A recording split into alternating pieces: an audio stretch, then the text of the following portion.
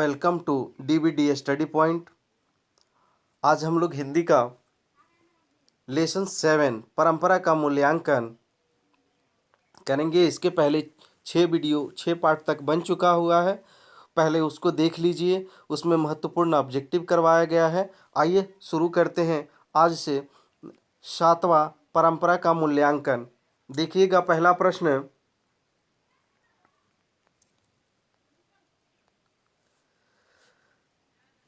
वह विचारधारा जो चेतना या भाव को मूल पदार्थ मानती हो कहते हैं। ए मार्क्सवाद, बी निर्विवाद, सी समाजवाद और डी भौतिकवाद। तो इसको भौतिकवाद कहा जाता है। दूसरा है, सारे यूरोप के लोग किस सभ्यता से प्रभावित थे। ए क्रीट की सभ्यता से, बी है मिस्र की सभ्यता से, सी है एथेंस की सभ्यता से और डी है इनमें से सभी। तो सी एथेंस की सभ्यता से प्रभावित थे। तीसरा नंबर है, शैली और वायरन कहाँ के थे। ए अमेरिका के, बी यूनान के, सी अफ्रीका के और डी भारत के। तो ये यूनान के थे। अगला देखिएगा 4 नंबर, जार शाही शासन का संबंध था। ए मिस्र से, बी रूस से, सी इटली से और डी इजराइल से। तो इसका संबंध रूस से था। और 5 नंबर है, रूस की क्रांति कब हुई थी। ए है 1916 ईस्वी में, बी है 1917 ईस्वी में, डी सी है 1921 ईस्वी में, डी है 1920 ईस्वी में। तो बी 1917 ईस्वी में हुई थी। व्यास जी और वाल्मीकि जी की रचना है क्रमशः क्या। गीता, रामायण, उपनिषद, महाभारत। सी है रामायण महाभारत, डी है महाभारत और रामायण। तो इसका उत्तर गीता रामायण होगा, क्योंकि व्यास जी ने महाभारत गीता लिखी थी और वाल्मीकि जी ने रामायण लिखी थी। तो इसका उत्तर ए सही है। परंपरा का मूल्यांकन किसकी पुस्तक है। ए रामविलास शर्मा, बी नामवर सिंह, सी जगदीश गुप्त और डी डॉक्टर नगेंद्र जी। तो ए राम विलास शर्मा ने परंपरा का मूल्यांकन पुस्तक की रचना की थी। 8वां नंबर देखिएगा। 8वें नंबर में प्रश्न है, प्रगतिशील आलोचना का विकास होता है। ए धर्म के ज्ञान से, बी साहित्य की परंपरा के ज्ञान से, सी है कला के ज्ञान से और डी है इतिहास के ज्ञान से। तो बी इसका उत्तर सही होगा, साहित्य की परंपरा के ज्ञान से। 9 नंबर है, सभ्यता का हर स्तर क्या नहीं होता। ए धर्म युद्ध, बी कर्म युद्ध, सी वर्ग युद्ध और डी द्वंद्व युद्ध। तो सी इसका उत्तर होगा, क्योंकि इसमें नहीं पूछा हुआ है। तो वर्ग युद्ध। 10 नंबर है, साहित्य सापेक्ष रूप में क्या होता है। ए पराधीन, बी जर, सी परतंत्र और डी स्वाधीन। तो इसका उत्तर स्वाधीन सही होगा। 11 नंबर देखिएगा, एथेंस किस महादेश में है। A Europe, B Asia, C America और डी ऑस्ट्रेलिया। तो इसका उत्तर ए सही होगा, यूरोप में है।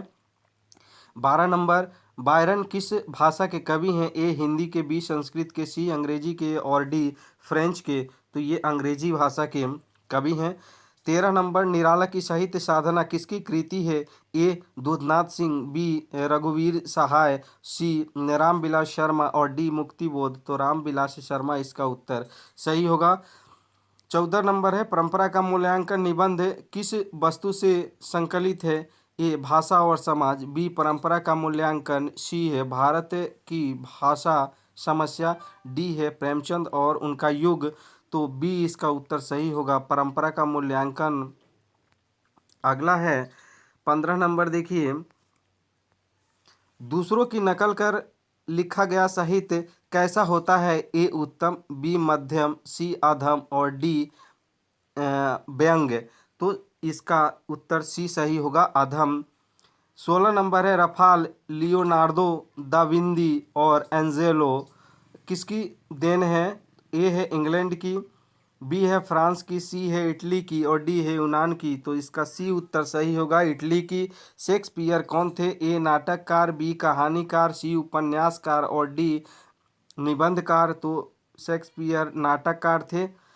18 नंबर है निराला की साहित्य साधना कितने खंडों में रचित की गई है। ए है 2 खंडों में, बी है 3 खंडों में, सी है 4 खंडों में, डी है 5 खंडों में। तो इसका उत्तर है बी, 3 खंडों में किया गया था। अगला देखिएगा 19 नंबर, इस कहानी के लेखक रामविलास शर्मा का जन्म कब हुआ।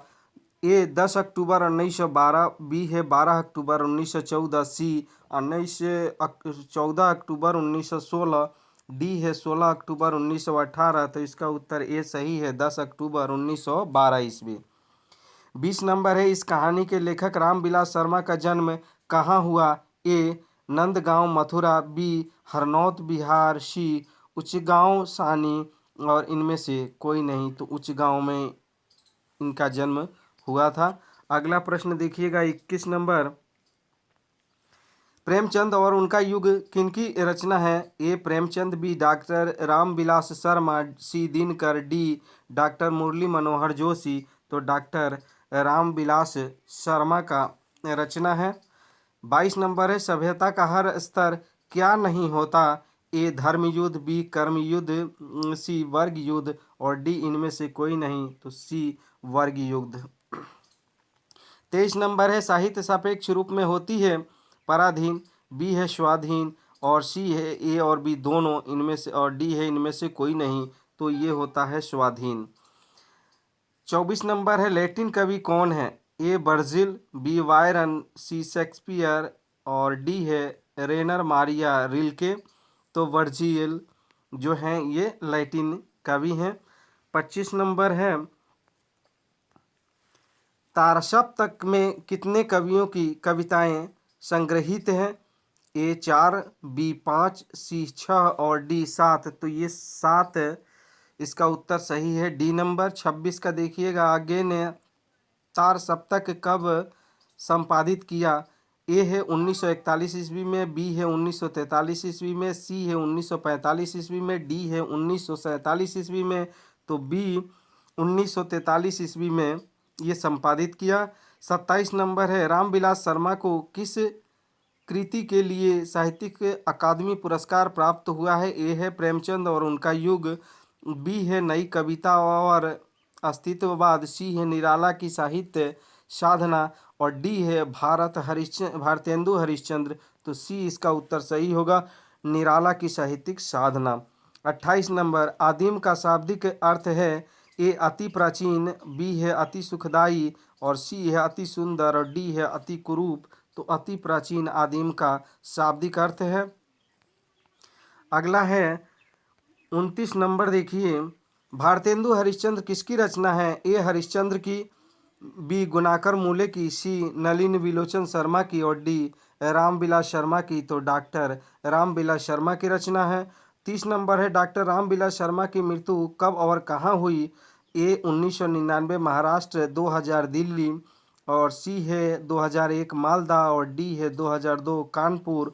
तो इनका 2000 में दिल्ली में इनका निधन हुआ था। 31 नंबर है, साहित्य की परंपरा का पूर्ण ज्ञान किस व्यवस्था में संभव है। ऑप्शन है इसके समानतावादी व्यवस्था, बी पूंजीवादी व्यवस्था, सी है समाजवादी व्यवस्था और इनमें से सभी। तो सी इसका उत्तर सही है, समाजवादी व्यवस्था। 32 नंबर है, परंपरा का ज्ञान किनके लिए आवश्यक है। ए जो लकीर के फकीर हैं, बी जो उपयोगी साहित्य की रचना न करे, सी है जो लकीर के फकीर होकर क्रांतिकारी साहित्य की रचना करें और डी जो उपयोगी साहित्य की रचना न करें। तो इसका उत्तर सी सही है, जो लकीर के फकीर होकर क्रांतिकारी साहित्य की रचना करें। अगला है 33 नंबर, भारत की राष्ट्रीय क्षमता का पूर्ण विकास किस व्यवस्था में संभव है। ए है समानतावादी व्यवस्था, बी है पूंजीवादी व्यवस्था, सी है समाजवादी व्यवस्था और डी है इनमें से कोई नहीं। तो इसका उत्तर सी सही होगा, समाजवादी व्यवस्था। अगला प्रश्न दोस्तों, यदि आपको वीडियो अच्छी लगती है तो लाइक और शेयर और सब्सक्राइब ज़रूर करें। जय हिंद, जय भारत।